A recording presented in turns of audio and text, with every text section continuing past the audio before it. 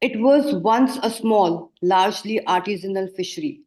Fish was abundant, but control was limited. Value moved, but decision making often didn't stay. Fast forward to today, Papua New Guinea is home to one of the world's largest and most productive tuna fisheries, operating in the western and central Pacific, supplying 12% of global tuna production. With a domestic fleet, local processing, regulated access, and more than 650 metric tons of MSC certified tuna.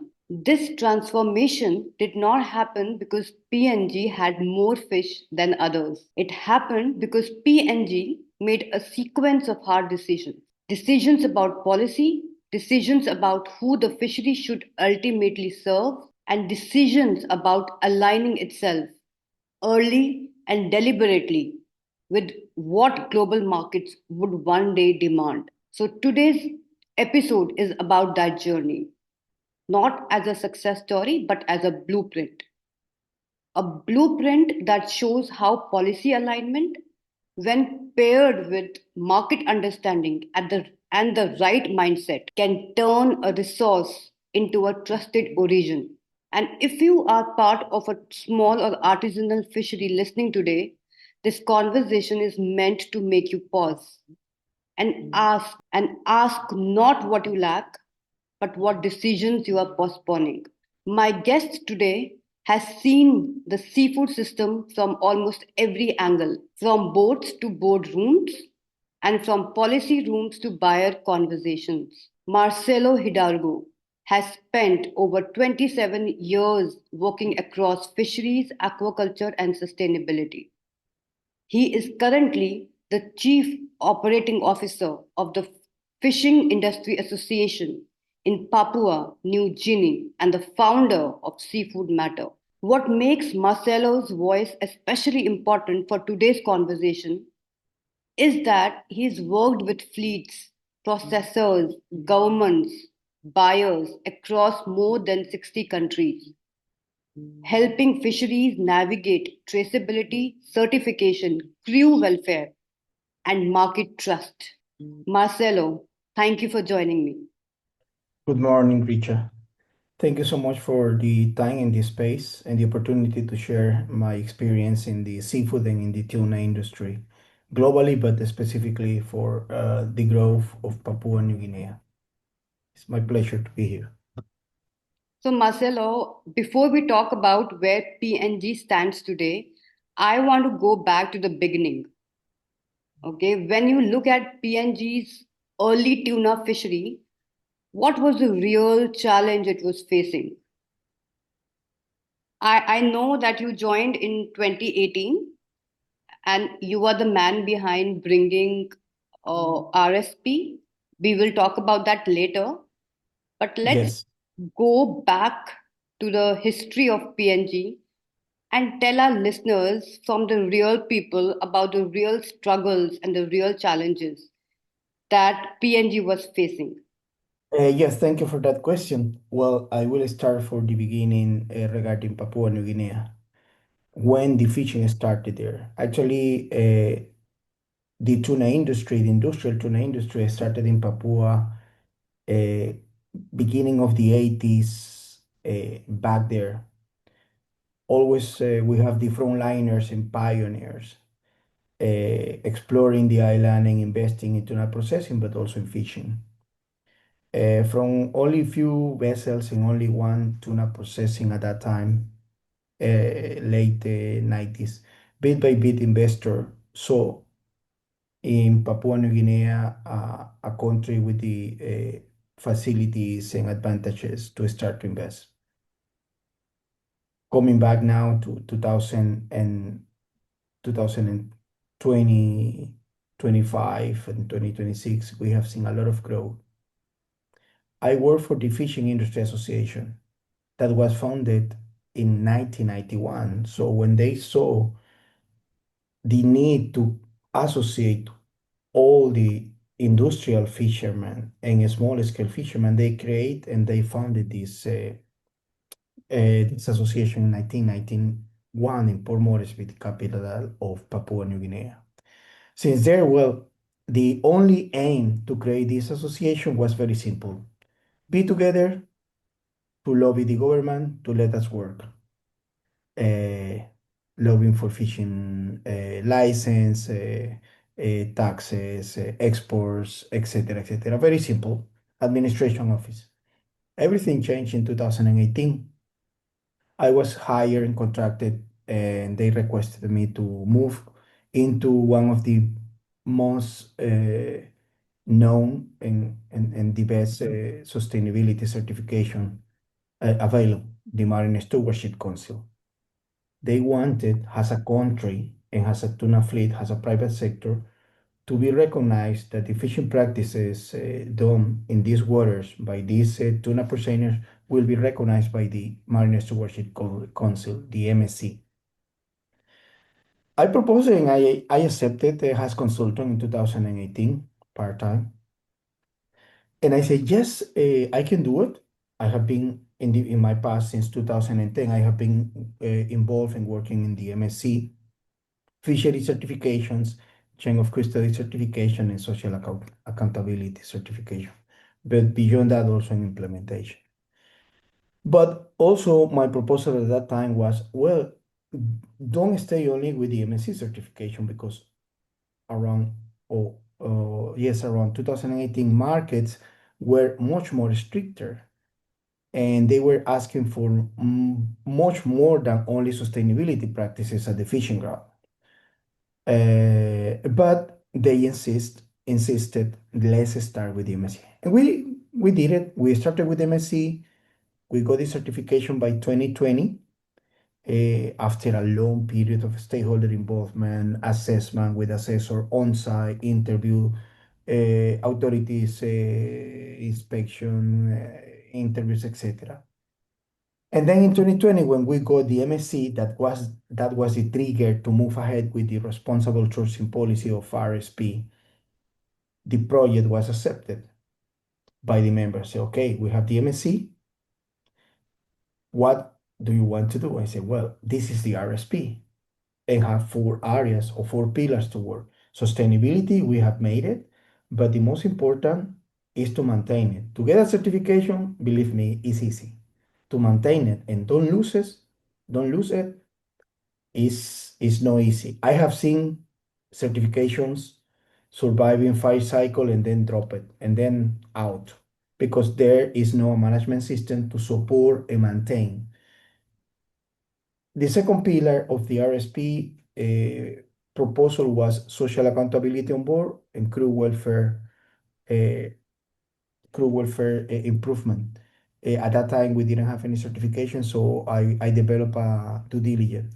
The pillar number 3, traceability, but not only traceability, the typical traceability, separation and track back. No, it was the proposal something more complex. It's about tracking our movement, transparency, and sharing data, sharing location, being able to do a supply chain traceability from the net till export and from export to the market. Being aligned at that time with the global dialogue on seafood traceability, digital, and improve our data collection in the digital platform, because Papua New Guinea has a digital platform created in 2009. In that sense, Papua was ahead. So we are talking about 3 pillars: sustainability, social accountability, traceability, transparency, and the last one, but not the least, marine litter and fishing gear, because many supermarkets in Europe are concerned about how the tuna industry is mitigating practices regarding marine litter and fishing gear.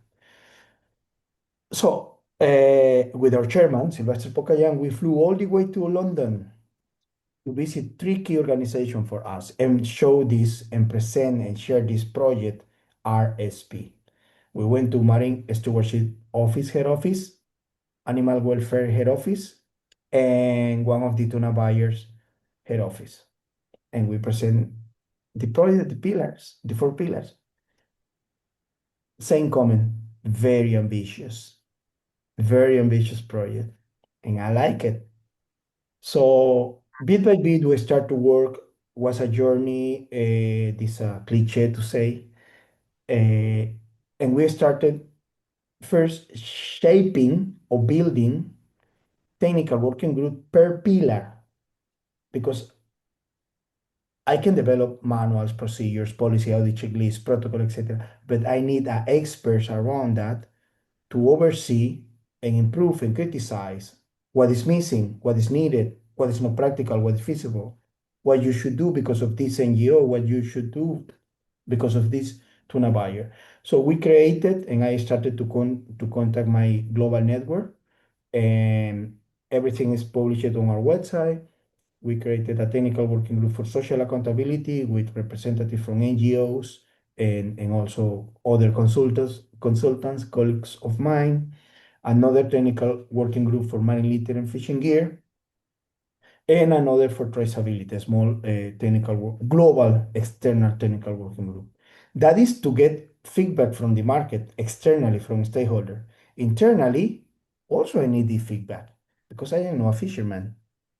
I am no skipper on board. I am no captain. So again, I contacted our tuna fleet representative, and depending of the pillar, I say, well, we need representative from your tuna fleet, captains, with skipper, or fishing operational managers to join the technical working group because someone externally will tell us what to do, but we need to go back and discuss internally.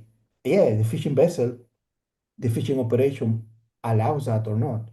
What's the Hmm. same for marine litter and fishing gear, for social accountability and traceability? That's a So, wonderful work. Marcelo, I have to stop you here because it's getting interesting, okay?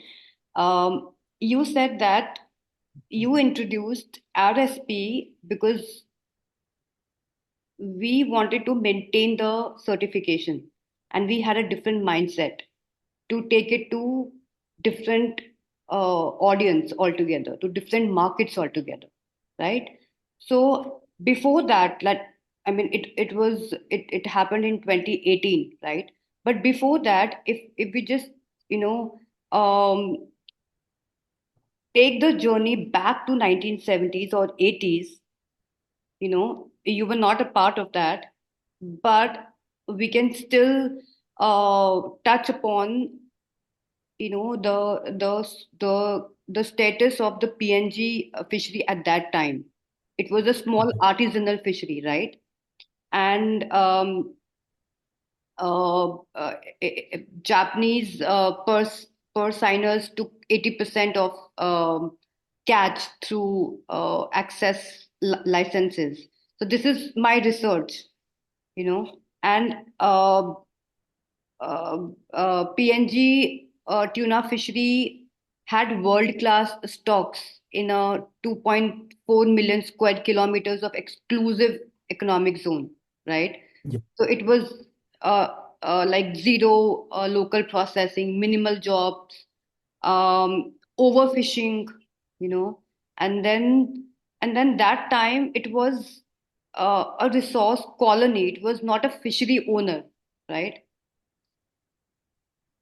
Yes, well, Yeah. let's go back to 2010 when I was uh, my work started in the Pacific countries. Back Hmm. in 2010, I was hired by a tuna broker company in the Netherlands. And this tuna broker company in the Netherlands, tuna distributor, has investment in operations in the Pacific. And I was placed in the Pacific. I was traveling to the PNA or parties to the Nauru Agreement between 4 to 6 times per year. At that time, the PNA was going to be the first tuna fishery in the world, tuna per seiner, to Hmm. get certified as MSC. I am talking about 2010. Hmm. Before 2010, the only fleet certified as MSC was Pole Online, but we What? have to be Pole Online Oh, globally. okay. Pole Online globally have certification, I think, in the Maldives, something in Indonesia, but volumes were restricted. Hmm. Pole Online is artisanal, and the volumes were no. big enough to feed the market. mm, And then in 2010, the biggest, because the PNA is the global biggest tuna fishing ground with more than 1 million tuna metric tons. I think 70% of the global catches come from PNA parties to the NAR agreement. Wanted to get the recognition to be an alternative source of certified sustainable tuna. And I was part of the team to develop a solution because then the PNA got the certification, but they couldn't try. They couldn't sell one tuna even though they were certified. And the reason was because back in 2010, the certification was only for free school or unassociated tuna set. This means adult tuna swimming together at high speed, mm, very low bycatch, almost no impact in the environmental. But there was another part that also was fished or caught associated with drifting fish aggregating devices or FAT, and mm, that part was not certified. I was mm, hired to solve this problem. mm, So my duty was to develop, create, solve this problem, how to demonstrate that we are going to fish and keep separated, segregated, identify only free school from fat cod. mm, Took me 13 months. Now everybody say, oh, that is so easy. Yeah, of course, I solved it. I developed the protocol. I trained all observers programs. I trained so many private companies. They remember me in the head office in Kaohsiung, in Singapore, in the Philippines, in PNG. Uh, Collaborating with them to let me use one fishing trip with one observers that I train the observers program to collect the data, to create the spreadsheet, to improve the spreadsheet, and everything that I create at that time, I didn't reinvent the wheel. I just put together pieces of the puzzles coming from skippers, fishermen, captains, authorities, satellite control, speeds, course analyzed by screen. Now everybody have digital trace. Well, at that time didn't exist. But I knew because of my background in the fishing industry that we can use those tools. I wrote the protocol. I did like 3 or 4 mock strips, failing, error, improving. And after more or less 8 months, I was ready. And I said, the protocol is ready. Let's get the auditors to audit me to get the certification, and then we can trade tuna. An auditor from the UK came all the way to the PNA. The PNA countries are 8, Richa. mm, Solomon Islands, Papua New Guinea, Palau, Nauru, Marshall Islands, Tuvalu, Vanuatu, and Kiribati, and now Tokalu, +1. So AIM, at that time only AIM, the 8 that I mentioned it. And the auditor came all the way and said, well, Marcelo, the audit has to demonstrate how you are keeping separation, segregation, identification from the day of the catch until you unload the final frozen tuna. We are a catching fleet at that time, PNA. mm, We didn't have any process on the site. So the auditor said, well, we have to audit the Marshall Islands, in Micronesia, the authority, the Western Central Pacific, in Papua New Guinea, and in Bangkok when you are unloading tuna to the tuna first buyer. mm, The audit took 2 weeks, traveling across 5 countries, interviewing, I think, more than 100 people. I was very nervous because I was traveling with the auditor auditing me and interviewing a lot of fishermen to check if I trained them properly, authorities, etc. It was very complex. And we made it. And boom, tuna, MSC tuna certified, coming from Purseiner, started to fly to the European markets. And was a huge announcement, etc., etc. And then, well, PNA Pop-Up has the biggest MSC tuna certification.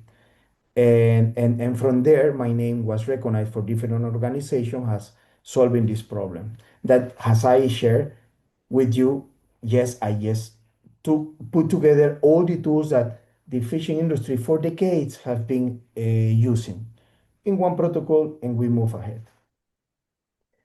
Hmm. If I look at Papua New Guinea in 2012, Papua New Guinea only have, I think, three tuna processors. RD Tuna PNG, Fravel PNG, SSTC or Southeast Tuna Cannery, yes, three, and IFC was building so forth. And the industry, then now I am moving from the PNA because I worked for PNA until 2014.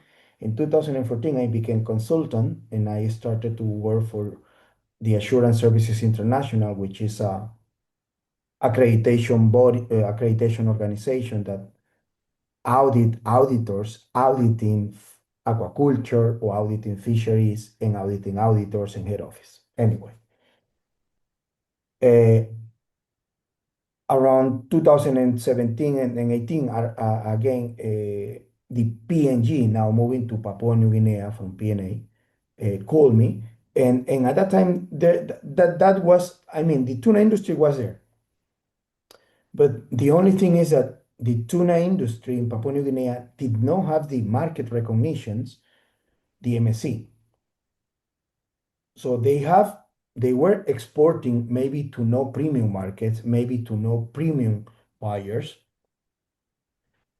Is what I would say until some degree unknown all the advantage that has the Papua New Guinea fishery and the fishing industry at that time. But the fishing industry, industrial, existed already, and the small scale fishery has well existed already there.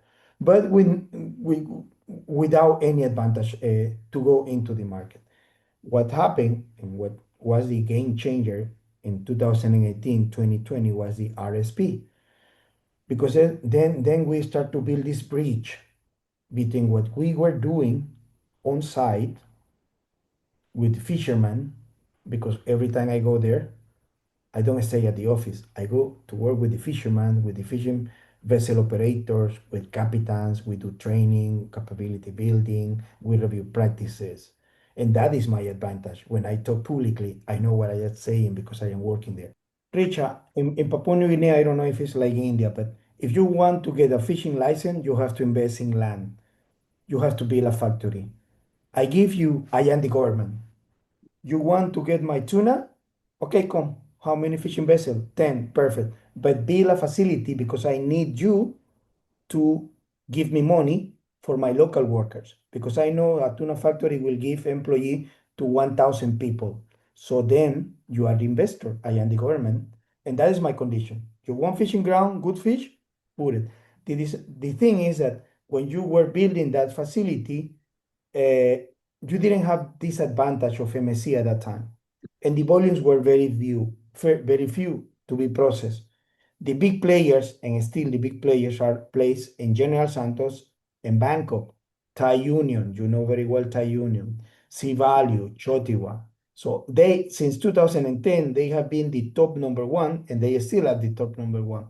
Now, my members, we are raising as a big voice because we are doing the right thing, and we don't need to transfer our fish there anymore. So that is what I will share in a nicely way, that Yeah. now we can demonstrate that our local industry have the same compliance with market requirement that any other country, that Hmm. buyers are buying direct from our factories, and this never happened, or this didn't happen before. So So where now, were they buying it from? excuse me, Where were the buyers buying it from earlier? buyers bought few. I mean, Richa, in the tuna industry, we have primary processing. You take tuna frozen raw material and you make a small loins. You just clean. And then these loins you sell to a secondary processor, where Hmm. you take these little loins and you put in a tuna can. We Hmm. were a primary processing Hmm. factory initially, only Okay. making cleaning loins for big processors in Thailand, Spain. in Philippines. Now we are doing still the old timer with a Hmm. few volume. Now we are canning. Hmm. Now I will not say names because it's confidential. Big buyers in Europe say, I want tuna cans from Papua New Guinea. I love that. They recognize it's Papua New Guinea. And the what the did you do? What did you do in PNA that was missing? What were you contributing to the success of PNA? So, since when your name got established, what did you do? I help them uh, to demonstrate that the tuna fleet of PNA can keep separated free school from fats. So then they can sell the free school to the global markets. And that was a huge step to the sustainability, but also pressure, a lot of pressure for PNA to improve practices on fats in 2012. So Hmm. that was the key issue that I solved. Traceability on board tuna portioners. Traceability on board tuna portioners. Yeah. So you brought this mindset to them that we need to stop doing through fats and we have to do it through free school, right? But I can say that hmm, because it's a fisherman decision, hmm, but what we develop is a protocol. We will recognize a maybe fishing company because I was a technician. This is a business decision. Maybe business decision say, if you bring me free school, I will give you premium price. okay. But it's capital decision to bring to go for a dedicated trip for free school or combine. But if they combine, they had and I developed a protocol to demonstrate all the controls, then double check that they keep everything separated. Hmm, And the protocol was developed for the private industry, but also for the authorities. So the authorities knew how to double check every point. So we never prohibit to fish on fat. We say, if you are doing, hey, follow this protocol, and then your tuna buyer will know what to do. But the business and the incentive coming from the processor or the exporter or the tuna, it was not my business. I was a technician at that time. I just okay, solved. okay. But it was a hard decision for PNA to take to when it comes to adopting sustainable practices, right? So it must have been very hard decisions for PNA to take when it comes to adopting sustainable practices and focus on free school, not fads, isn't Uh, it? yes, I would say the MSC fishery standard set is based on the FAO Code of Conduct for Responsible Fishing. And the FAO Code of Conduct has to be implemented by government and authorities. When you expose a tuna fleet or a fishery, and a fishery is a tuna species, a gear type, and a governance. When you expose a fishery, these three elements and people working there, to a MSC sustainability standard, the fishery standard, sorry, you are just saying, fishery expert, hey, we are confident we follow the FAO Code of Conduct for Responsible Fisheries. What I mean to say, the PNA, before the certification, they have good practices in place, but they wanted a recognition and they wanted to know what they need to improve.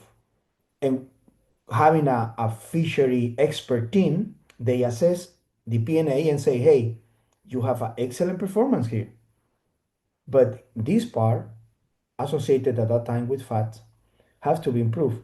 Was so impactful, Richa, that this certification triggered that the Western Central Pacific, I can say, I dare to say that the Western Central Pacific Fishery Commission and every country authority increase investment in researches and practices, designer in fish aggregating devices. Every country started to develop fat management plan that didn't exist. Mm. But because the MSC certification and the theory of change and the impact of the market, everybody got concerned. Hey, let's improve the fat part of our fishery. And Mm. of course, Papua New Guinea took the lead. Papua New Guinea developed in 2014 the first fat management plan. And PNA started to develop already the draft as well. And now, as you see, every country, Solomons, Kiribati, Tuvalu, Vanuatu, everybody have their fat management plan based on what PNA developed as well. So Mm. to move to a certification to separate free school from fat, about the fat management plan that is created by the authority, that is something different. Every country relies on, well, there is a lot of stakeholder meeting, authority meetings, scientist meeting. I try to keep it simple, but it's very complex. And then we have the Fishing Foreign Agency, we have the SPC, we have the WCPFC, and every country have the authority, NFD in Solomon, NFA in PNG, Yeah. Norma in Micronesia, MINREMA, Europe. Everybody comes together to develop this. It's not that only one body developed, but everybody has a group of the Pacific tuna guards because they have to take care of the only main resource they have. They concerning all together sit and start to improve this with a fat management plan, quotas, restriction to deploy fat, etc., etc. And still we are working on that. Now we have biodegradable fat, no entangling fat regulations, etc., etc. Allocation of fat, how many fat a fishing vessel can deploy into the ocean, that you have to register every fat with a buoy, with a tracking, with a sonar.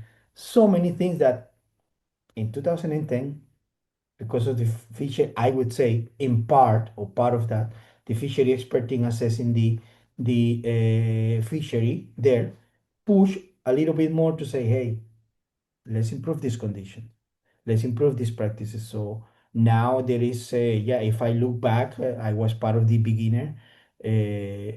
If I look back in 2012, yeah, we have so many improvement, and still the improvement are coming. Touching another point, more complex, every decision is not like this. It's not like private sector. In private sector, we take the decision alone with our members say yes, and we move ahead. Governments have to go for approval, scientific, they need to do data analysis, recommendations. All countries' authorities and representatives have to say yes. Some of them will request more research or more validated data or evidence, so can take 3, 4 years. And that is our, if I now from the government jump back to my work in the private sector, when it's come to take this type of initiative that we can manage ourselves with third party verification, we are faster. Mm, absolutely. And I feel, Marcelo, like you mentioned, that it is not the decisions, all the decisions that happened all along the journey were hard, and it was not one stakeholder who was working towards this mindset. It was multiple stakeholders whose Yes, mindsets were aligned, right? yes, And one thing comes to my mind, that before we even talk about, you know, a PNA's achievement of implementing the protocols on fats. Before that, I mean, NFA was formed in 1972 as the central government governing body, right? So, I mean, I feel that NFA became the gatekeeper of PNG's fisheries, if I can say so, isn't it? and if it is the national fisheries authorities, they do So, a great job. so I mean, it was a timely decision that NFA was formed, and every vessel, you know, every vessel fishing in the PNG waters needed to have an NFA license, and then Yes, that license came with some conditions, right? That yes, that that is that correct. it has to have the gear rules, it has to have the fat limits, it has to have um, the local processing, right? So if Yes, if there is a local processing happening, it has to be licensed, right? And if we need domestic fleet, and if we need to grow the domestic fleet, it has to be enforced through some rules, right? And then, and that is why I think NFA mattered in making all this happen, what PNG stands today. Yes, and not only NFA regulate locally the domestic fleet and is part of the stakeholders of the PNA, but also they have to comply as authority, they have to comply with the Western Central Pacific regulation because Hmm. the Western Central Pacific Fishery Commission audit the NFA. Hmm. And if NFA wants the fishery or the fishery industry in Papua goes to the European market, the NFA also complying with the EU regulation and exporters. So the EU authorities coming to Papua to NFA to audit them that the NFA or authority in Papua New Guinea have the same level of compliance of the European Union fishery sector. So it's always controllers and they control us. We have to report to them. Uh, Absolutely. So it became the regulator. yes. It ensured that no foreign vessel should come in the PNG Mhm. waters. And that was Yes. so important. That was the spine of the whole system, isn't it? So NFA didn't just sit on the top of the system, it held the system together. So I think it is that spine that held the system upright, and it became the regulator. So having that kind of regulator is the primary requirement, right? And then FIA took birth in 1991, right? Yes. Found it. Yeah, it was founded in 1991. You already mentioned about FIA a little bit, but I want you to tell me again, or tell our audience again, that why was it formed and the members it consisted of. Yeah, well, the FIA was founded in 1991 mainly by the tuna industry, but also involved small scale fisheries at that time, sea cucumbers catchers, lobster divers, and the lobster small scale fishery, prawn fishery, mud crab collectors. At that time, exists still a small longliner and polyline fishery, no anymore. Um, and also is associated services like port facilities, dockers, and suppliers from the fishing industry. So a lot of members, but initially was led by the tuna industry. And as I explained before, the aim was to have one voice to Hmm. collaborate and work with the government about regulations. That's it. Later Can, in can, 2023, can we say that it also became kind of a bridge to the global markets? not yet at that time. FIA was more concerned at that time about local access and things. Hmm. And over time, we said that in 2012, PNG had only three processors, right? And Yes, I remember. how many vessels? By heart, I don't remember at that time by heart Yeah. uh, how many, but now, well, we have grown for initial associated members 33 to 59 tuna percenters. Since 2020, with 33 more or less associated vessels in our members, to now we have 59 tuna percenters, industrial percenters. Hmm. And our catches, yes, our members represent what you said. Last year was 18% of the global tuna. So we Hmm. are a very important tuna player. Our tuna is everywhere, but we don't have a brand. That is something missing. Our tuna canneries that now from three are, I think, six. Number Hmm. one was a new investment. Majestic was a new investment, so we have five. IFC, I think was also, yeah. IFC was there in 2014. So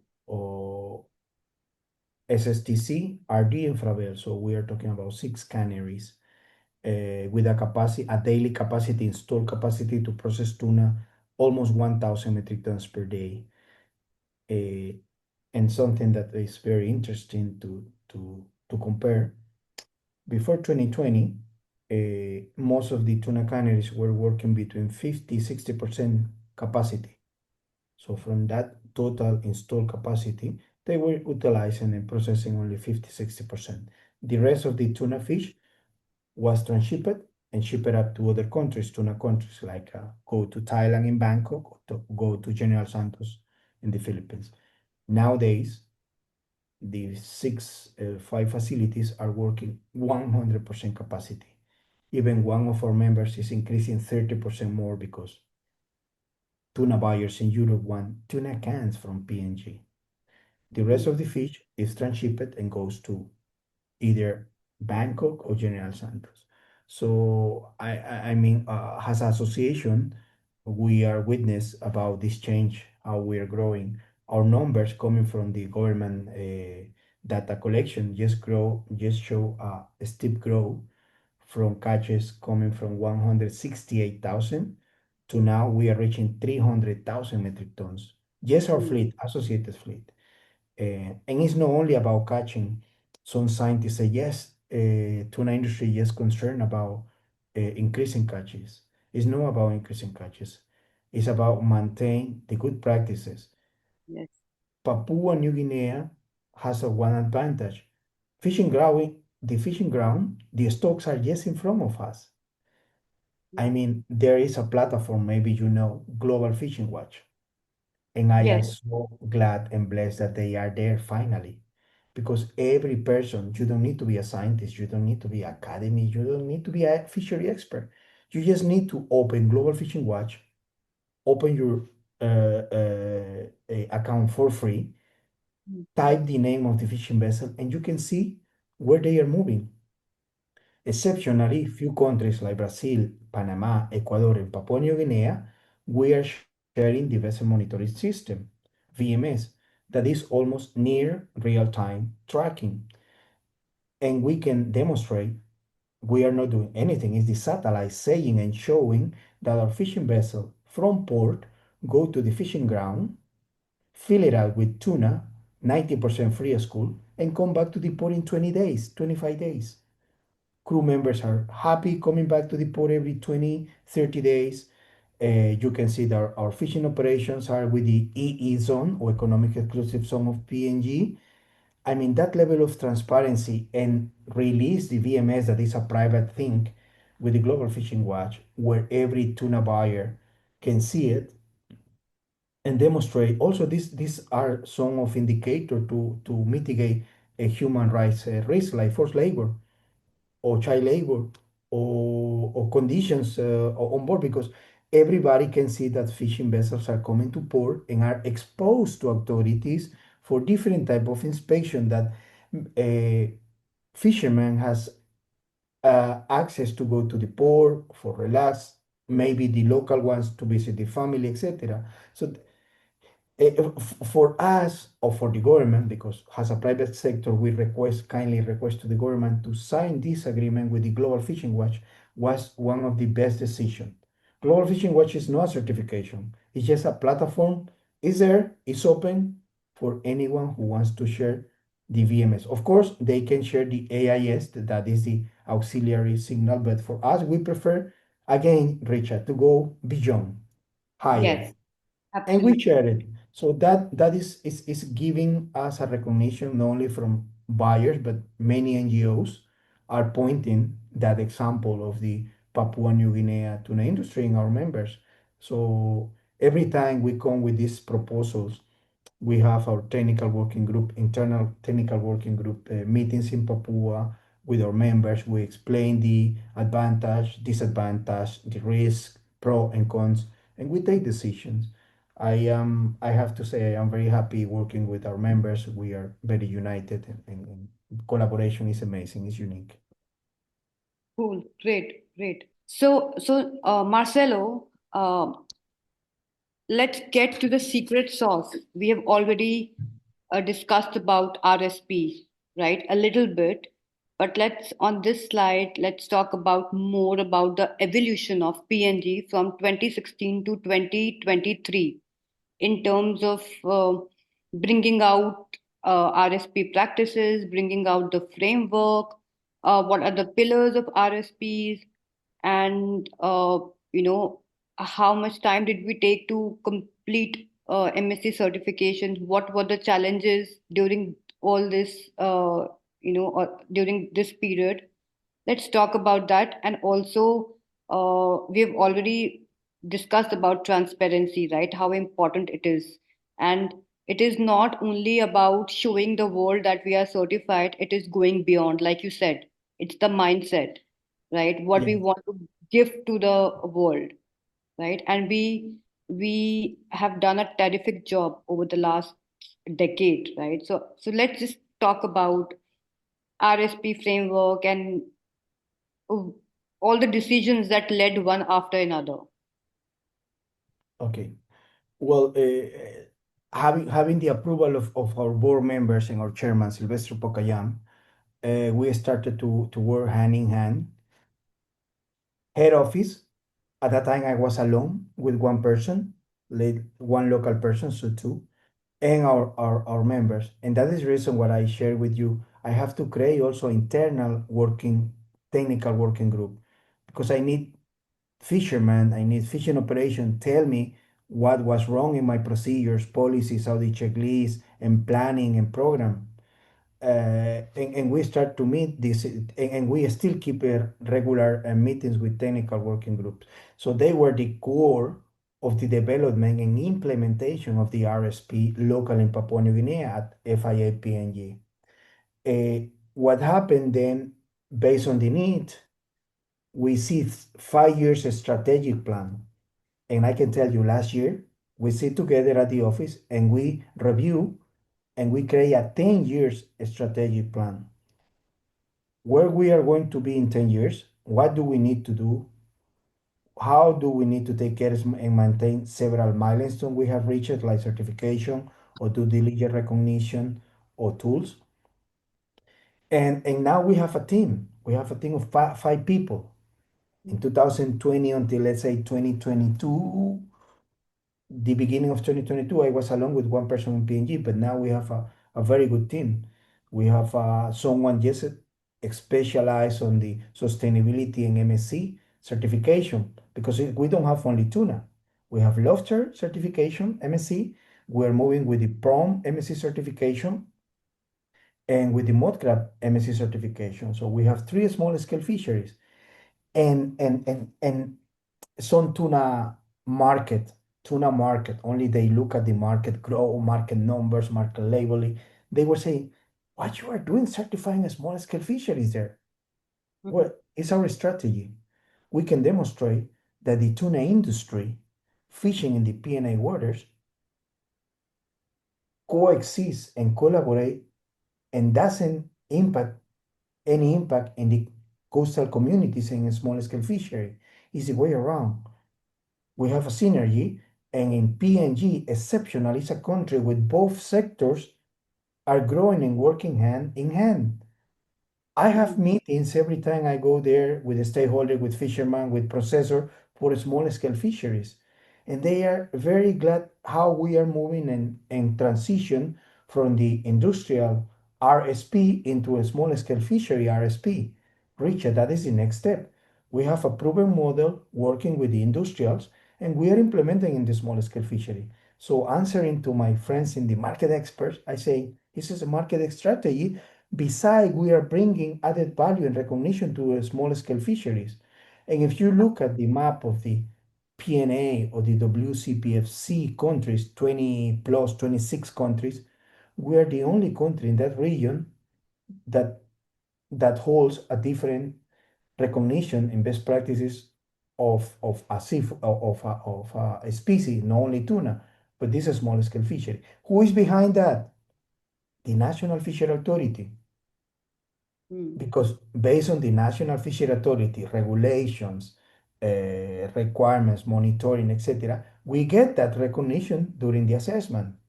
And then I put it the way around. If there is no a private sector and fishing industry, there is no authority. We don't need authority.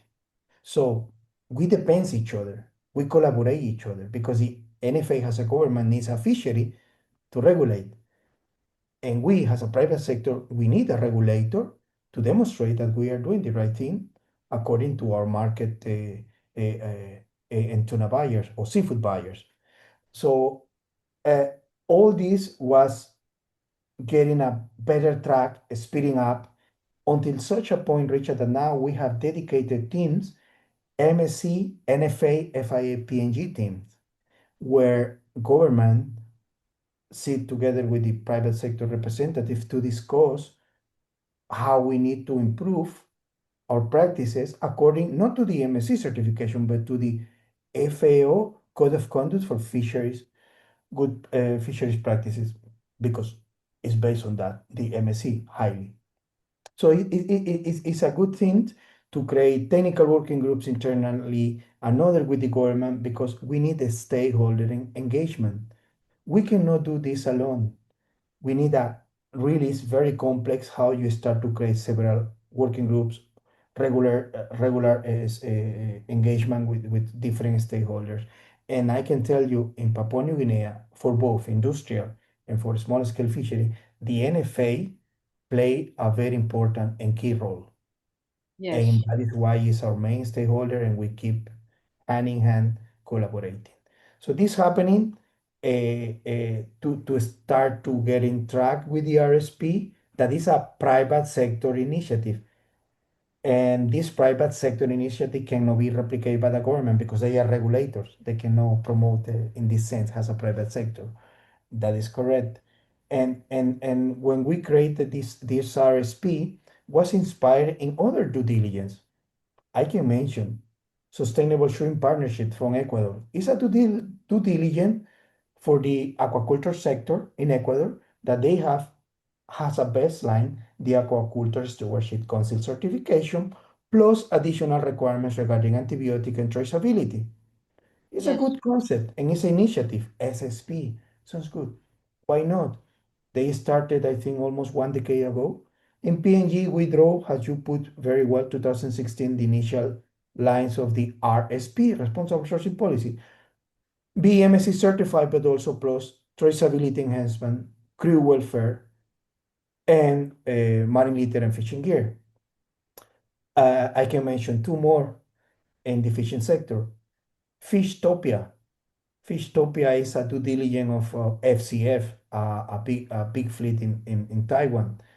And another is Sea Change that belongs to Thai Union. It's a brand, it's a registration. And Sea Change is a very comprehensive policy. It's a set of requirements that they set to source not only tuna, but seafoods in general. And so on. So if you see with these four examples, global example, Ecuador, Thailand, Taiwan, and Papua New Guinea, everybody's moving beyond only one recognition on sustainability. Everybody's moving ahead and putting more complementary requirements that are coming from not only tuna buyers, but it's NGOs to demonstrate compliance. So that more or less was the starting of the RSP, merging market requirements with local regulation and set up the RSP. Mm, absolutely. So, I mean, it shows that uh, every stakeholder, private sector, government sector, the processing units, fishermen uh, came together and they aligned themselves with one vision, right? And today it's a situation when we have about 650,000 metric tons of MSC certified tuna, right? Yes, that is correct. Great. And Uh, what like, yeah, you're saying something. Yeah, that is correct. And the growth of our catches also is associated with the growth of our associated members. In the beginning, we were only the classic fleet from Fravel, RD, and the associated with the other tuna processor, as I explained you. Mm. If you want to fish in one of the PNA countries or in PNG, you have to be associated with a tuna processing or invest in a tuna processing facility, which makes sense because you are investing in the local economy. That is what these small nations wants. They don't have any other resources more than tuna. PNG has a couple of them, but this is part of the fishing license requirements. So at that time we have a smaller fleet, and yeah, it was just one of the tuna catchers nations there. Now with the RSP and the high level of accountability and transparency we are demonstrating, even with annual reports aligned with global reporting initiative. I mean, we have so many and so much controls and reporting. Other fleets start to see not only the RSP model, but also the beauty and the advantage of the fishing ground. It's a combination. Yeah. Uh, we have all the pieces of the puzzles together, a good Mm. policy, good governance in a small fishing industry association, a very dynamic association with our members. We have the fishing ground. We have the NFA has authority, collaborating with us very closely. So other fishing companies around look at this environment, atmosphere. Hey, let's join. Let's work. Apparently, we can work there. So, and then you can see from 33 vessels to 59 vessels. I can share that maybe will come between 6 or 10 more fishing vessels this year. No names yet, but we have also a pre-requirements to everybody who can join. No, everybody can come and say, "Hey, I want to fish with you guys." No, we have a lot of controls to accept and to assess every fishing vessel according to our RSP because we want to take care of that baby. RSP has got a recognition. We are not certification; it's a due diligence, but we need and we have set up a management system to control the RSP requirements. And every time someone new is coming, we need to verify what is the level. If they are not a good performance, no problem. We pull it up, we work hand in hand, we Yeah. give everything they need, training, audit, one protocols, etc. And we start to pull it up, up, up. They are learning, we are gaining volumes, and it's a win-win situation, I can say. So, and then you see, Richard, from if you go to our website in the tuna fishery fat tracking, there is the graph number 3, the Mm. annual catches. And from 2020, we started in May, so we only declared 6 months catches. But then in 2021, it was like 160,000 metric tons. And you goes to 2025, yeah, that is the graph there, 20, no, 2024, 268,000. Until November last year, we have already 280,000. So I am expecting this year we have to do our annual report and we declare all these numbers publicly. We are going to reach almost 300,000 metric tons. That represents 18% of the global tuna catches. So everything, any decision, anything that is happening in PNG will affect global market, I dare to say, or a little bit, let's say. But the big fishery, the one that is handling or managing more than 50, sometimes 70% of the global tuna catches is the PNA, because the PNA has the 8 countries plus one. So it's so important any PNA decision for the tuna dynamics, not only in the region, but also in the market. And we, in the PNA, we are an important member because of the tuna processing and our tuna catches. Mm. Cool. Great. And I have mentioned here from the notes that I prepared that 58 major non-conformities were identified and disclosed, and uh, and it was fixed by the association, right? So how does a buyer react to it? You tell the buyer upfront that these were the non-conformities, and you made it public, right? So what was the objective behind that, and how did Yeah, okay. the buyer Yeah. react to it? Yes, yeah, you are talking about our crew welfare Yeah. certification. Yeah, well, we started this I have been working in crew welfare in human rights on board since 2012 because of PNA. When I was in PNA, just to give you some background, uh, they requested me to do a social accountability assessment in tuna processing at that time, Pan Pacific PPF in Marshall Islands in Mayuro, and RDIFC, Frabel, and SSTC in Papua New Guinea. And of course, in 2010, 2012, I didn't know anything about social accountability. So I have to take a lot of training, workshop to complete my qualification as a assessor and auditor.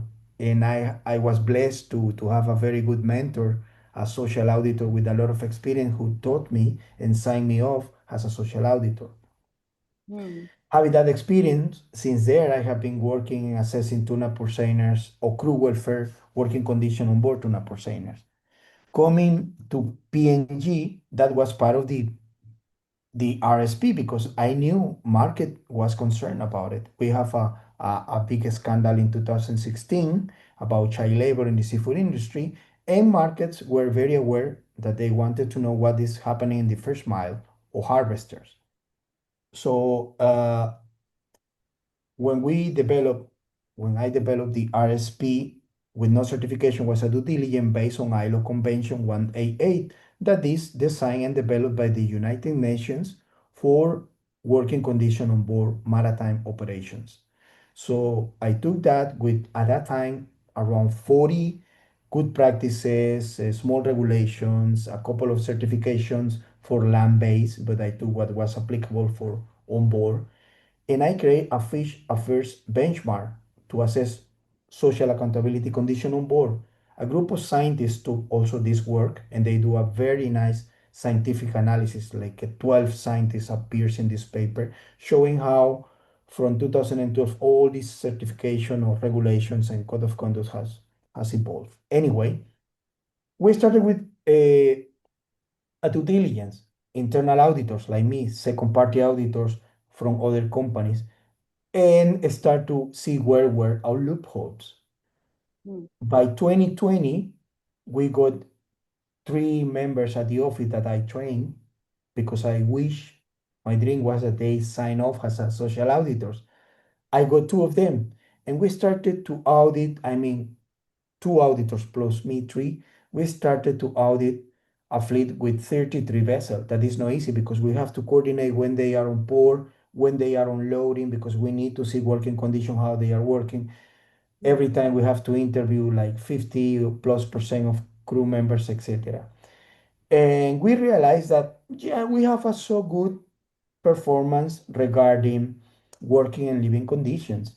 But the due diligence also include a management system. Richard, management system is a set of policies, procedures, training planning, and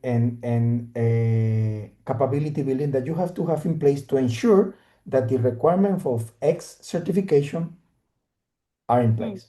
So we set up everything and we decide to go for a certification. Hmm. When we got the certification, we passed the first audit. We got several minors and some majors. Most of them were documentation against the documentation that documentations or documents were missing, and most of them, second part of the measures, were against recruitment agency no good practices. So we have to work in these two areas to pass the second audit so they can verify that we have fixed it. Documentation was easy. We made it, we implement, we uh, we share and we do capability building with everybody. But recruitment agency, they are has been predicates the problem that can be the solution as well. So we decide and we advise our fleet either recruitment agency complying with ILO convention requirement and this certification, that the name of the certification for us was FISH, that stands for Fairness, Integrity, Safety, and Health. And this FISH certification, again, is based on ILO convention, in IMO requirement, in Cape Town agreement requirement. So it's like to have the regulator in a private certification program. So it's very robust, and the auditors are high profile competence auditors. Hmm. Recruitment agency was a problem. So a couple of companies that they were using no good recruitment agency decide to replace them, which makes sense. Sometimes crew members have to be changed from one to another. But I am talking about 2022. This took some time until 2023. And then I saw again the theory of change, the impact of a private program, a private scheme, how is driving change in the sector. And I proposed our chairman, hey chairman, we can share this data, but I don't want to write the paper. Let's request a scientific body, academy, university to do the analysis, that analysis, and maybe I can be a co-auditor with our auditors like Alice and Stephanie. Anyway, we have a small meeting with our members, and our members said, it's nothing weird. We have solved it. Let's do it. And we shared it. So this Hmm. was data analysis independently done by the University of Wollongong, Anchors in Australia, by Dr. Bianca Haas and her team. Then the data analysis and all the criticisms was put in there.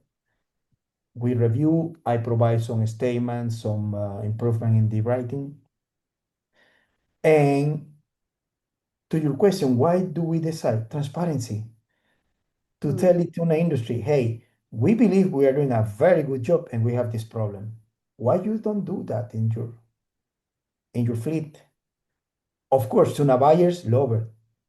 I got calls congratulating the FIA Association for this initiative, even from schemes or certification bodies saying, wow, this is an open eye because this is helping newcomers to say, hey, we don't need to be perfect 100, 100. No, if there are some things that need to be improved, face it, take it, and improve it. And that is the beauty to work in the private sector. Decisions can be faster and we can speed up improvement. And of course, internally for every pillar, we have KPI for key performance indicator that we try to control, and we don't want to leave any fleet behind. If a fleet is not performing well because A, B, or C reason, we try to help them to maintain and provide very good crew, decent working and living conditions on board. At the end of the day, that is the benefit. Uh, we have heard good feedback from crew members because this assessment is about people. Yes. Document paperwork, yeah, it's good to have there, but every time we go on board as auditors, we talk to people. At least 50% of the crew, I am talking about 14 people, we get good feedback, neutral feedback, a couple of complaints, and it's normal. We are humans. Absolutely. You And actually said it so rightly. I mean, I feel that we are in this we are at a place where we don't have to be perfect. We have to show our flaw. We don't have to show the flawless attitude. We have to show our flaws, and we have to show that we have the right commitment to improve upon that, and we are progressing. That's what we have to show, right? And Marcelo, only only those companies can be so transparent like this when they have the right intentions, yes, yes, right? and then something also affecting that certification, as I explained you, we started with a due diligence for crew welfare. We got a small group of 33 vessels, 3 or 4 fleets. Uh, I transfer my knowledge as an auditor to to other colleagues in Papua New Guinea. So now we have the first Papua New Guinea social accountability auditors qualified. They are doing a great job, Hmm. but the group started to grow, and as a head office, it's not easy to handle it. So last year we took a decision that now every fleet is doing a very good job. They have a good performance. They can control themselves, and we are doing a transition for a group certification to individuals. So we are transferring, of course, and I am one of them, supporting with capability building, technical review, auditor competence assessment, etc. Each member, because now we have, I think, nine fleets, nine fleet with 59 tuna perceiners. Six of them immediately are moving to individual certification and recognition because they are in a good position. So we are doing that transition and migration because, yeah, we are growing and we need that every company take their own risk management and handle it one by one is going to be easier. Of course, head office will oversee and head office will work with recognition. That is my role there. And as you can see, it's about dynamics, how everything is changing. We recognize that now we are getting bigger in that sense.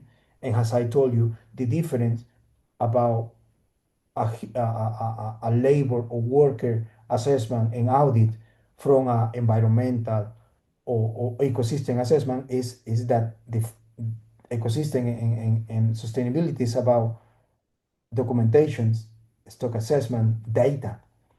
The Hmm. first one is about people, and you need Absolutely. to dedicate so much time to interview, and it's taking a lot of time. Having three auditors is not enough for a so big group. So we have decided that everybody have their own qualified and competent social auditors to do it, and we are working as a group as well. So everybody took this paper, white paper, has a one of the best assessed in the industry. And because of this white paper, also I have been invited to speak in several conference to share the experience and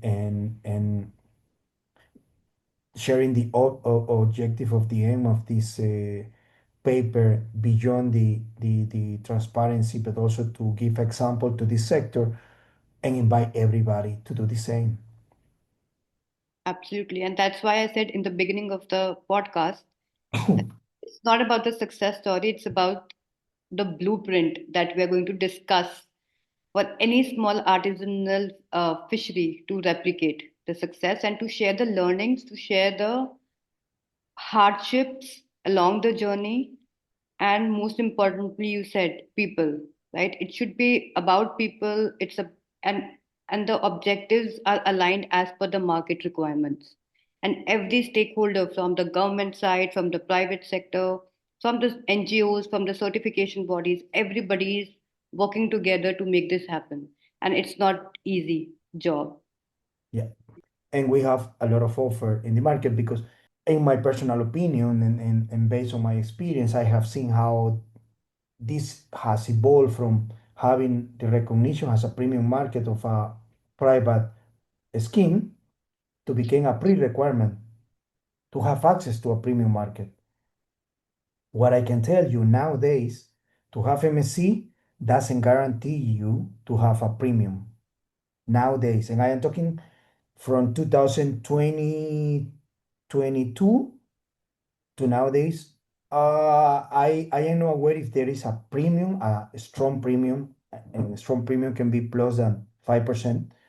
But what I can say is that if you are not MSC certified, maybe you cannot sell your seafood in premium markets that offer better prices. That is different. But what the industry, not only the tuna industry, but because I also work with other commodities or other species in the aquaculture certification and in the seafood, uh, we have seen is has a pre-requirement. Is your seafood certified as sustainable with one of these schemes? If yes, we can talk. If no, I am not interested because they want to comply with NGOs requirements, with market, with United Nations, with SDGs objective. the Sustainable Development Goals objectives, with the policy, company policy planning regarding United Nations Declaration, etc., etc. So for our members, I can tell you this. We saw the implementation of MSC as a game changer for the good practices and to maintain and open premium markets. More than premium prices, I am not aware about. Maybe for other seafoods, but for tuna, don't, I haven't heard in the last years. In the beginning, back in 2013, 14, yes, I can tell you 25, 30, 40%. But now, no. It's becoming has a pre-requirement for market access. Market access is for regulation, but I am using that expression, market access, based on this pre-requirement has a good practices of fishing. Hmm. Sorry. Okay. Yeah. So uh, we have about 47 vessels, right? 13 companies to actually be a part of PNG. Am I right? Uh, we have 59 tuna perceiners, Mm, and these 59 tuna perceiners belongs to 9 different fleets. So, for instance, what one fleet is a fishing group, maybe they have 5 tuna perceiners. In mm, another fleet, another fishing group, maybe have 13 perceiners. So, in our association, we have 9 fleet, and in total 59 tuna perceiners. And in our association, we have 6 tuna processors that belongs to some of this group. Is IFC, SSTC, RD, number one, Fravel PNG processor, and Majestic. So in total, we have 6 tuna processors and 9 uh, fishing companies. You can see on our website in the part of above. It's very clear, and everybody have their own website, so you can track ownership and all that, because also we are aligned with the Coalition of Fisheries Transparency requirements about transparency. mm. Okay. Then how do we get all of those vessels and companies uh, practice it every single day? Like, can we talk about the management systems little bit? You know that Yes. that that explains how this whole operational framework turns Yeah. policy into daily vessel compliance, so as to speak. Yeah, for this, the key role comes from the National Fishery Authority. It's important to remember that every fishing trip comes with an observer on board. Observer is the representative of the authority on board our fishing vessel. Mm, Every fishing trip departing, going for the FIA PNG MSC tuna, will bring a authority on board. And the observers is collecting data based on mm, regulations. And these regulations are the backbone of the MSC certification. Then we are in compliance. When fishery expert comes to us to assess us, we need to talk to the NFA. We invite directors, manager from unit to be interviewed and to share data. What comes from the private sector is complementary to what authority does. What we do is when fishing vessels come to port, we go on board, we do audit regarding shark finning practices, we look at catches, we see a training, the last training, we talk to people about awareness, how do they handle it, for instance, ETP, when dangerous, threatened, and protected species. We request, and you can go to our website, videos when they take incidentally a manta ray or a ray or a turtle or a shark or a whale shark, how they release. mm, So, because that is part of the evidence that we demonstrate we are doing the right thing on board. So, we cannot be on board all the time. on board of 59 vessel, but we can request collaboration. So you can go to our website and you can see all the videos we are publishing from different fishing vessel, different species they are releasing as is part of this. And also, we collaborate with research centers and academia like Safina Center, Anchors University, University of Queensland. Why? Because we need to share all this data collected by the government that also belongs to us because we are the fishing industry where the data come from.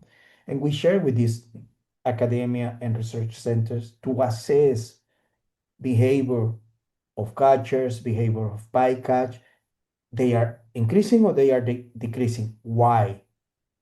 And Hmm. we get recommendation from scientists because we are not scientists, we need them.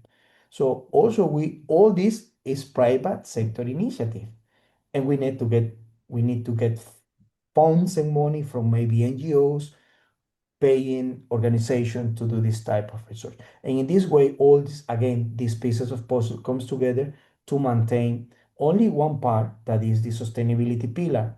And then for traceability, we have a dedicated person, Stephanie. She is in charge to extend on only pre-requirements one FIA PNG MSC trip number or unique catch code where we track with Global Fishing Watch. You can go to our website, Fishing Vessel List, click on the name of the fishing vessel, and will takes you straight to the Global Fishing Watch fishing trip, and you can track per day, per year, everything. We also have this agreement with them to help us to demonstrate this. So Stephanie is in charge to control fishing trip by fishing trip and collaborate and report each other with the observers. So this unique badge certificate we extend when the fishing trip is completed from the departing day all the way how they are doing every day, catches every day per species, latitude, longitude where they are fishing, coming back all the way to the port, unloading, and then we extend it because this is the proof, the evidence that they have been implementing, as you asked me, good practices on board fishing vessel for sustainability part. For crew welfare, our fleet have several tools that can work at sea. We have Wi-Fi access. Depending of the fleet, they have access several hours at night. Why? And this is my daily conversation with NGOs looking at human rights. Because according to the ILO Convention 188 United Nations decision for more than 190 countries, captain is the responsible to avoid fatigue of Hmm. crew members. Hmm. Because as everybody knows, fishing is the most dangerous job in the world. And if captain doesn't take care of crew members sleeping and rest Yes. properly, we will have a lot of accidents and people maybe will die. So captain have to say, dear crew, go for free access to Wi-Fi, maybe a couple of hours, but I don't know, maybe at midnight or maybe before, I will shut off because we need to sleep, we need to rest. Even in the afternoon, let's take a nap. It's much better. Yeah. He is responsible of life. Therefore, I mean, come on, let's be honest. Even in our office, crossing the street, sometimes we are WhatsApping or sometimes we are talking. Can you imagine if you are doing something on board? So there are other tools, QR codes on our vessels. Some of them already implementing QR code, other has implementing via WhatsApp. You can report any issue and you don't need Wi-Fi because the QR code take it, the information, and as soon as it's connected, plug, flow away. I Hmm. receive on my Facebook karaoke, shot, barbecue on Sunday. I am expecting maybe, something weird is happening. So far in my 5 years, nothing. Hmm. And that is another way that indicate that atmosphere on board, working and living conditions are acceptable. I cannot say are very, very good, super, the best, but let's say let's be humble, acceptable. Our crew members are happy with what they are doing. And I mean it's exceptional job where they are aware, it's super dangerous. It's not like to be working in an office where you say, hey, weekend is weekend, I go home. No, it's exceptional. A job in, I mean, I respect a lot my friends, former fishermen and our crew members. Every time I go there to talk to them, I feel so touched to see how hard and the histories they say why they are fishing because of I want my daughter or my son have a better life. I mean, these are behind Zing histories that I have never shared with anyone because I consider are confidential, but every crew member have their own history to say why they are there. And beyond PNG, I am assessing Poland line in Indonesia, trawlers in Suriname, purseaners in Panama, in Ecuador, in Mauritius Island, a multi-purpose vessel. Every person on board I talk to or I talk with, wow, maybe can have a different salaries, super salaries, humble salaries, but everybody have in common wishes, objective, aims, incentive, family related. So it's a very nice opportunity to understand people by doing this. And this is the way how we try to control conditions on board, working and living conditions on our fleet. And as soon as they get at the port, Stephanie, Alice, or me, we go there and we talk to people, we assess. So we are talking about two components, and marine litter is also related with the same protocol and policies that the MSC sustainability pillar. And regarding transparency, I already explained you how do we do. We engage Global Fishing Watch. We have assessed our RSP against the sorry, Global Reporting Initiative, where we demonstrate we are in compliance with that type of requirement for the market access. It was a EU requirement, the corporate social reporting for someone who is managing X million of US dollar or euros. We made it. So this is the way, Richa, how it's not about get the certification. It's about to maintain. It's about daily work, monthly, weekly, annually. So it's a really nice and interesting project to keep it the RSP for all of us members in the office in PNG. And you invited the stakeholders upfront to verify your process by being transparent, and that is how the trust is built, right? Yes. So and what did your competitors say, when PNG went transparent? Well, our competitors also they are our friends. Maybe we are competitors in the market, but when it's come to sustainability, crew welfare, traceability, we work hand in hand. And that is one of the reasons why if you have to check our website, everything is there, policies, procedures, report. We are transparent. We are inviting everybody to do the same because we can improve each other in that sense. So we can call competitors because of the market, but when it comes to responsible fisheries practices at sea in the Pacific, in the WCPO area, we we are collaborating hand in hand with different fisheries, different fleet. We are doing even joint researches that will come publicly soon.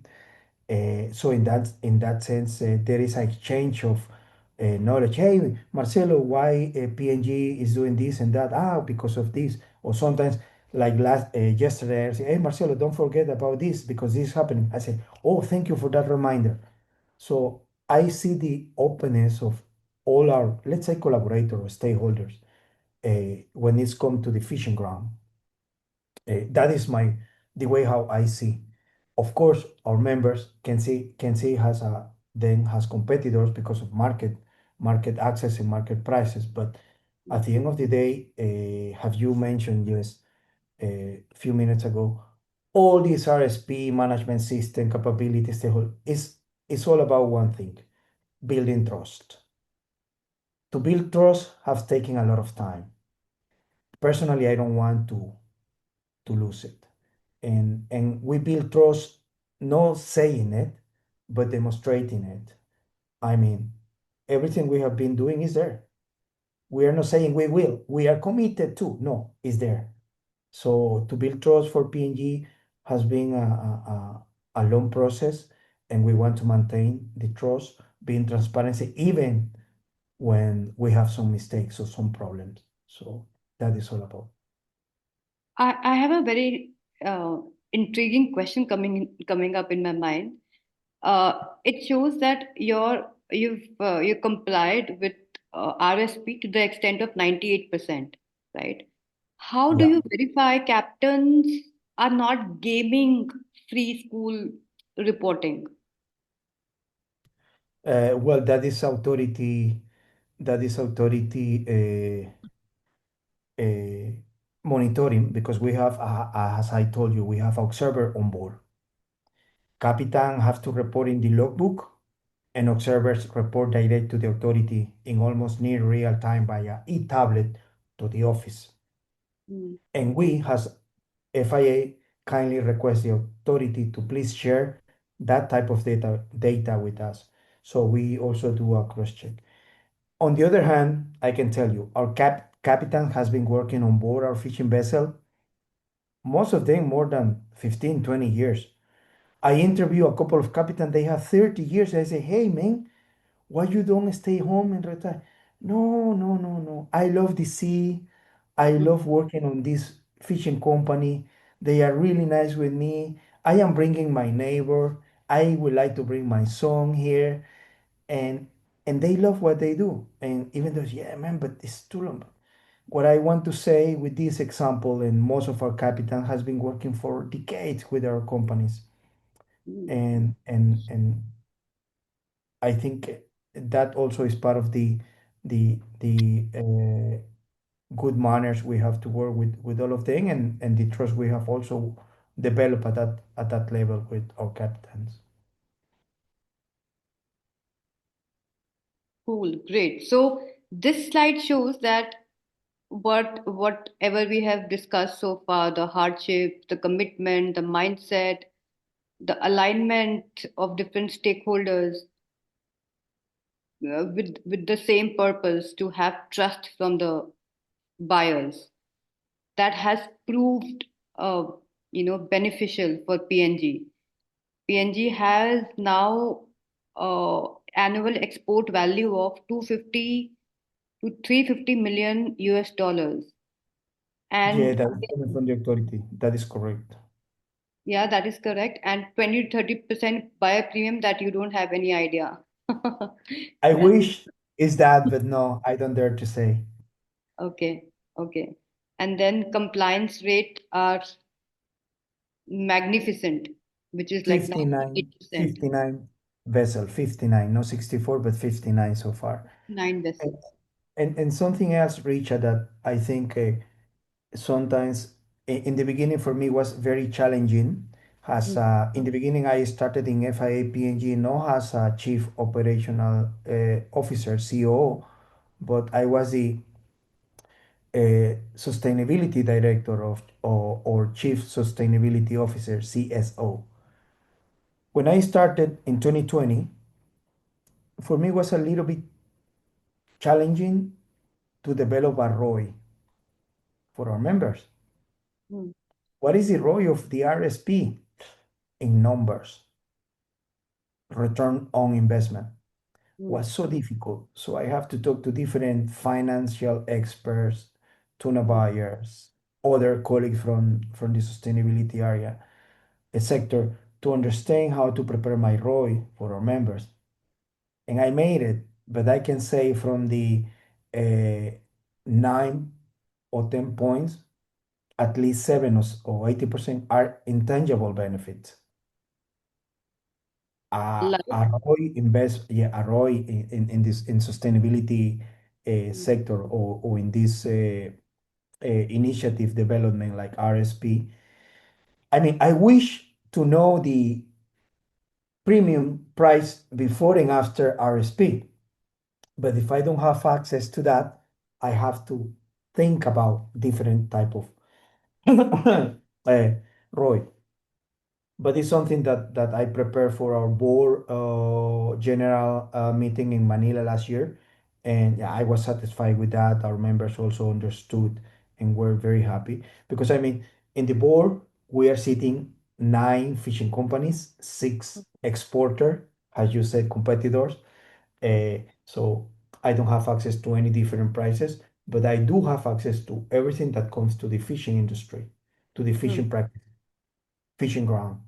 And based on that, it's important to understand how a person in charge of that can develop a ROI, how to report a ROI, which are the components on that. So for me, it was a learning process as well. Great, great, Marcelo. It was so insightful. And at the same time, it was giving me goosebumps to actually understand the hardships and the decisions that it took at the right time, you know. And I have I have to ask you that if a small fishery is listening today to this podcast, what parts of PNG's journey are most transferable, if I can put it like that? Well, for a small scale fishery, we are also starting our RSP journey. And it's more difficult because for small scale fisheries, uh, this private sector is not so formalized like an industrial one. So for a small scale fishery, always we say, don't stop daring to do it. Let's do it together. We need to assess ourselves to see how far, how close we are of the, in this case, RSP, or in the small scale fishery case of India against market access you wish to reach. Because if you don't measure, you cannot develop a strategic plan or a log frame 5, 10 years. We need to assess, we need to do a gap analysis, as consultant says, to draw this path with different areas where to improve. So it's an invitation for small scale fisheries to start with assessment, gap analysis. Uh, First, see what is your scope and where do you want to go? What do you want to achieve? That is very important. And based on assessing what do you want to achieve, then you can prepare your assessment, your gap analysis, and let's do it. If you don't comply, I always say, no problem. We work on that. I that is my mindset. If there is a problem, let's try a solution. Don't take a stock around the problem. So the best way is to detect where opportunity for improvement are, or problems other people say. I say opportunity for improvements, and work on that. So small scale fisheries, let's move ahead on that with assessment, and then you can check if you can prepare a good plan to move ahead. Hmm. Great, great. Wise words coming from you, Marcelo. So if you step back and look at PNG's journey, one thing becomes very clear that there were no shortcuts, right? And this whole transformation took over 30 years. Well, I would say that there are some milestones in the government. Mm. In the National Fishery Authority, I remember one of the leaders at that time, 2010, was Sylvester Pokayam. He developed on the NFA several policies to attract investment. Now we have another a very good National Fishery Authority Managing Director, Justin Iñaki. He's doing a great thing together with the Minister of Fisheries of Papua New Guinea, Mr. Wong. Those are very key. If the government doesn't facilitate or if the government doesn't collaborate with the private sector, Richa, we cannot make it. Of Mm. course, private sector, we are open, we are collaborating with the government, and that has been key. By Mm. casualty, that former MD of NFA, Sylvester Pokayan, now is our chairman. And he has that mindset as well about improvement, about moving ahead to have the things done. And we have a good relationship with both, with the Minister of Fisheries, Mr. Wong, but also with our managing director, Justin. That is key. I mean, if I look back, I always say we cannot make these type of things alone. Absolutely. And it looks on the face of it that every everybody, the whole journey, the I mean the whole journey and all the stakeholders were very ambitious. But ambition doesn't alone help, right? uh, I mean, you have to have the right systems in place, and you have to have the patience to get those systems matured on time, Yeah. right? And of course, leadership matters a lot. I mean, the relationship that NFA as a regulator and FIA PNG had, it would be the industry muscle, right? That ensures that policy didn't change with what you say with personalities. Rules were consistent, and trust got compounded, and you don't want to lose it. No. Right? So collaboration is very critical. And of course, like we discussed, that this kind of collaboration requires multi-stakeholders. Government alone cannot work in isolation. It is the alignment between government, industry, science, partners, NGOs, who together shape direction, shape behavior, not just compliance, right? And above all, you have to have the right intentions. And when you have the right intentions, you can show the world that this is the level of progress that we have achieved so far. And we are not perfect, we are progressing, right? And on Yeah. top of this, we have our wonderful people who are happy working with us, because without them, we are nothing. So Yeah, that is correct. So this is a journey worth the investment and discipline, isn't it? Indeed. And you need the right people in your team, and you need a stakeholders engagement internally, externally, and globally. Yeah, absolutely. Great, great, great, Marcelo. Thank you so much. It was such a pleasure having you, and to have such podcasts where people speak their heart out is the need of the hour, right? Uh, I'm so happy to lead this discussion with you today, Marcelo. Thank you so much. Likewise, thank you so much, Rich, and well, looking forward to see it. Yeah, Have a good one. you too. Bye bye. Bye-bye.